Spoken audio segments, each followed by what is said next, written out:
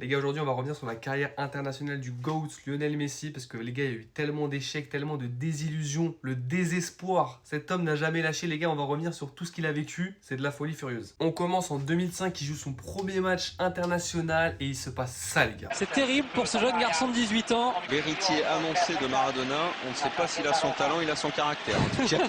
C'est déjà pas mal. Messi prend un carton rouge juste après être entré en jeu pour un geste d'humeur. Les débuts sont cauchemardesques. Et comme vous l'avez entendu, le commentateur dira cette phrase légendaire: héritier annoncé de Maradona, on ne sait pas s'il a son talent, mais il a son caractère en tout cas. Oui les gars, car Messi a du caractère. Messi est un nerveux. Heureusement les gars, Messi a réussi à se contenir toutes ces années pour éviter de prendre des rouges comme ça un peu débiles. La Coupe du Monde 2006, l'Argentine va en quart de finale mais sort contre l'Allemagne au tir au but. Encore une fois de la malchance. Messi fait une super Coupe du Monde et on voit vraiment tout le potentiel de ce joueur. Les gars, ensuite on enchaîne 2007, première désillusion pour Messi qui va en finale de la Copa América mais perd 3-0 contre le Brésil. Voilà, c'est très dur mais voilà, première des grosses désillusions. On enchaîne avec un peu de bonheur les gars, le seul bonheur qu'aura eu Messi en sélection au début de sa carrière. JO 2008, l'Argentine remporte les JO, Messi finit meilleur joueur, magnifique pour lui. 2010 les gars, Messi, Maradona, ça a vraiment pas matché. Voilà, le coaching de Maradona n'a pas matché avec Messi, l'Argentine fait une Coupe du Monde de merde, Messi mauvaise Coupe du Monde.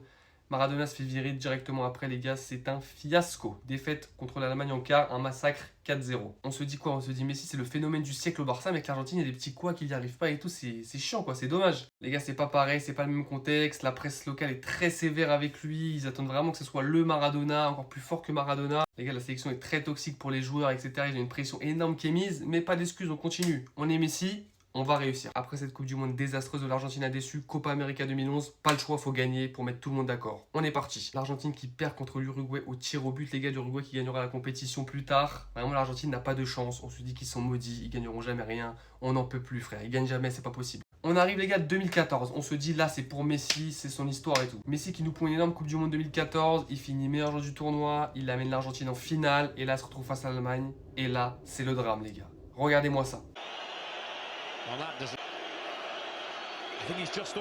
Neuer qui assassine Gonzalo Higuaín. C'est rouge tous les jours normalement. Il n'y a même pas eu faute les gars. C'est de la folie. Neuer aurait dû être viré. Il aurait dû avoir 11 contre 10. L'Argentine aurait gagné la Coupe du Monde les gars. C'est sûr. Et regardez-moi ça aussi. L'énorme raté de Gonzalo Higuaín les gars. C'est un joueur allemand qui se trompe. Qui envoie la balle en fait dans son coin avec une tête. Il dose mal sa passe. Higuaín tout seul. Il rate ça les gars. Finale de Coupe du Monde. C'est impardonnable. Higuaín c'est impardonnable. T'es vraiment une ordure, t'es un cauchemar. Et juste après les gars, because it's so nice to hit, it's an absolute sitter. You want one of them, you dream about one of them. I think 2 yards. Il met le but hors jeu comme vous l'avez vu. On voit que en fait il se passe bien et tout, mais il se précipite, il est stressé on dirait. Il avance trop vite sur l'action, il est hors jeu de 1 mètre. Mais oui, pourquoi t'es stressé? Il est stressé, il sait plus attaquer. Higuaín est un des meilleurs attaquants du monde. Il commence à paniquer, il avance trop vite, donc il met son but, mais évidemment il y a hors jeu les gars, donc pas de but. L'Argentine perd la finale, Messi est détruit. Voilà, toujours pas de trophée pour lui avec l'Argentine, ça commence à être vraiment dur pour lui mentalement. L'année d'après, 2015, Copa América, Argentine remontée à bloc, Messi en pétard, il vient de faire un triplé avec le Barça, là c'est son année, Messi c'est pour toi ma gueule, allez, gagne-moi ça. Messi, meilleur joueur de la compétition, l'Argentine arrive en finale, survole la compétition tranquillement. Elle se retrouve face au Chili, match fermé, Gonzalo Higuaín rate ça à la dernière seconde, regardez-moi ça.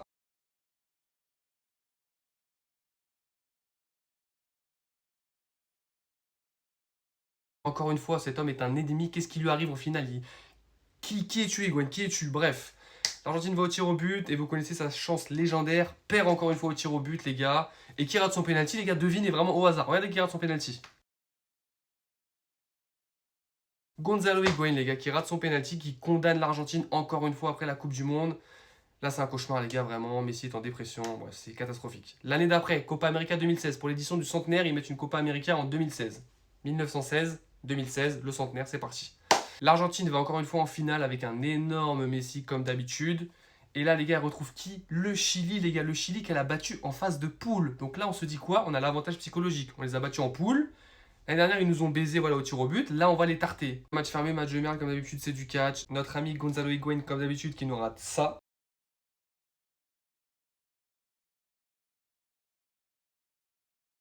Ça va au tir au but encore une fois. Et là, les gars, c'est le drame. Messi qui craque complètement, qui rate son penalty. Biglia aussi qui rate son penalty. L'Argentine qui perd encore une fois. Et là, Messi, c'est la goutte de trop. Trop d'échecs. Trop d'échecs au tir au but. Trop de malédictions. Il en peut plus. Messi dit nique sa mère, j'arrête la sélection.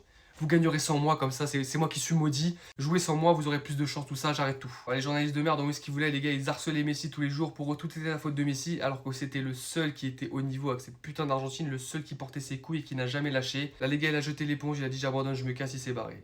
Évidemment, les gars, l'Argentine est devenue catastrophique, donc Messi est revenu très très vite en sauveur. Et il pouvait pas partir comme ça, évidemment. Messi est revenu, il a fait son comeback en sélection. Mais l'Argentine était vraiment nulle. Là, vraiment, il y a eu un après 2014, 2015, 2016. Ils sont devenus trop gays, c'était catastrophique. Et en 2017, vraiment, ils perdent tous leurs matchs. Ils sont trop nuls. Si bien qu'ils sont à un match de pas se qualifier pour la Coupe du Monde. Argentine-Équateur. Boum. Match décisif, si l'Argentine perd, ils vont pas à la Coupe du Monde. Si l'Argentine fait match nul, ils vont pas à la Coupe du Monde. Il faut gagner contre l'Équateur. Va jouer un Équateur là en altitude avec peu d'oxygène contre des bouchers, des mecs qui ont la grinta, qui ont la dalle, qui veulent te casser la gueule, qui veulent aller en Coupe du Monde. Toi, t'es l'Argentine, tu pues la merde et tu veux absolument gagner le match. C'est dur. Pour les vrais fans de Messi qui étaient là tard le soir dans la nuit, c'était en semaine. L'Argentine encaisse dans les premières minutes. J'étais traumatisé, les gars. Je me suis dit, mais c'est pas possible. Ils vont pas aller à la Coupe du Monde. Comment c'est possible? L'Équateur mène 1-0, c'est un drame. Et là, les gars, Messi en pétard. Un but, magnifique. 2 buts, magnifique. 3 buts, triplé. Messi, le GOAT qui qualifie sa nation qui est catastrophique en Coupe du Monde. Ce match, c'est le match rêve de Messi en sélection à l'époque. C'était la folie. Messi qui a porté ses coups, qui a porté toute une nation, toute la pression. Il qualifie l'Argentine, c'est parti.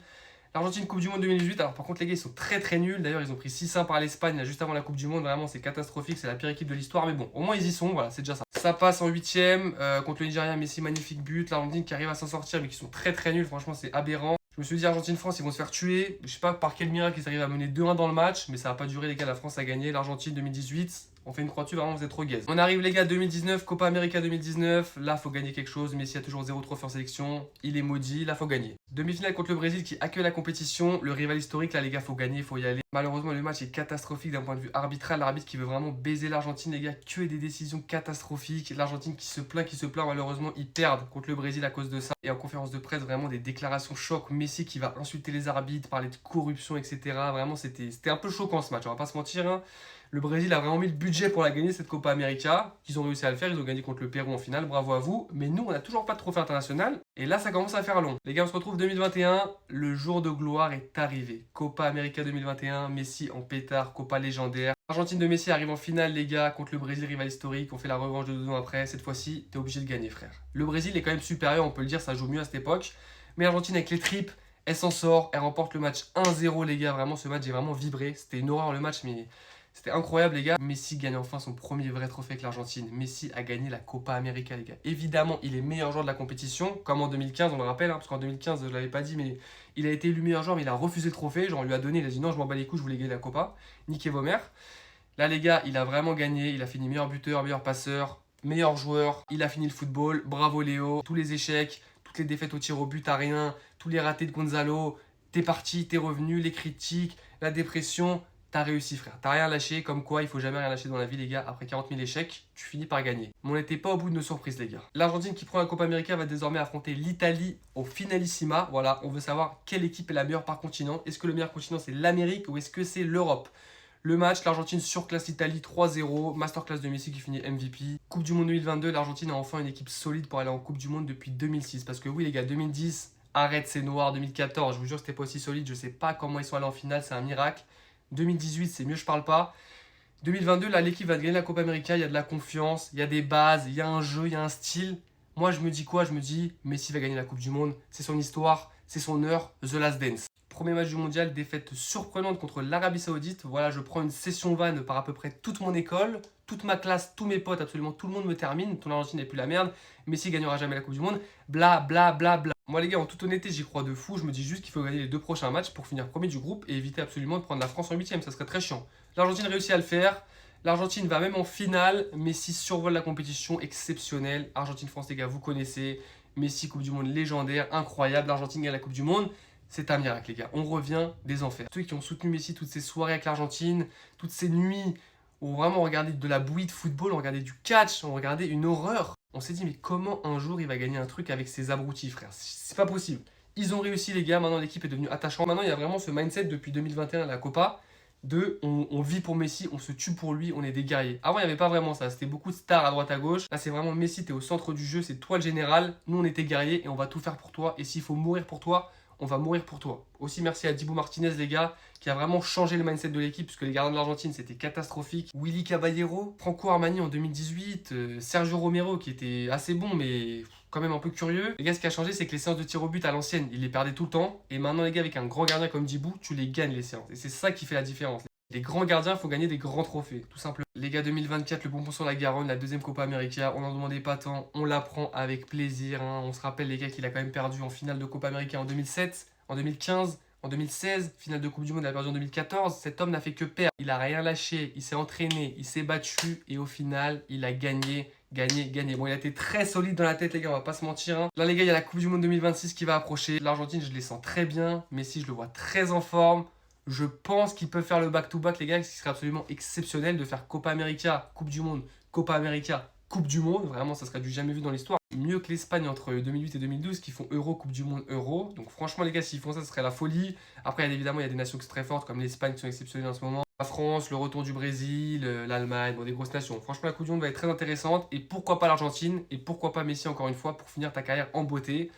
Enfin bref, cet homme a fini le football en club, a fini le football en sélection. Cet homme est le football. Cet homme s'est transcendé, c'est devenu un véritable leader d'équipe. Au début de sa carrière, il était assez timide, assez dans son coin, etc. Voilà, il faisait juste ses matchs tranquillement.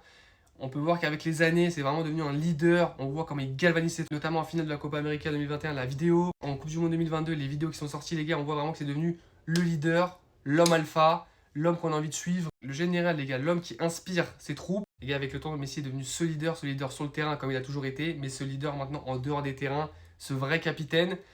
Et je pense que c'est ça aussi qui a changé et qui a fait que l'Argentine est devenue vraiment une famille et l'Argentine est devenue une équipe victorieuse. Ce qu'il faut retenir du parcours de Messi en sélection, c'est qu'il ne faut jamais rien lâcher dans la vie. Même si tu prends 1 milliard d'échecs, tu vas finir par y arriver si tu lâches pas, mon gars.